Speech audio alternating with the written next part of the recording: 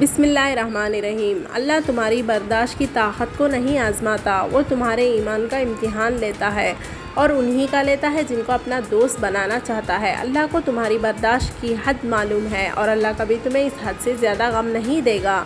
تمہیں لگتا ہے اب ہم تھک گئے ہیں، مگر تھکتا تمہارا ایمان نہیں، بس حوصلہ گھبرا جاتا ہے۔ جب اللہ کن کہتا ہے تو ناممکن ممکن بن جاتا ہے اور دعائیں مقدر پہ بھاری پڑ جاتی ہیں۔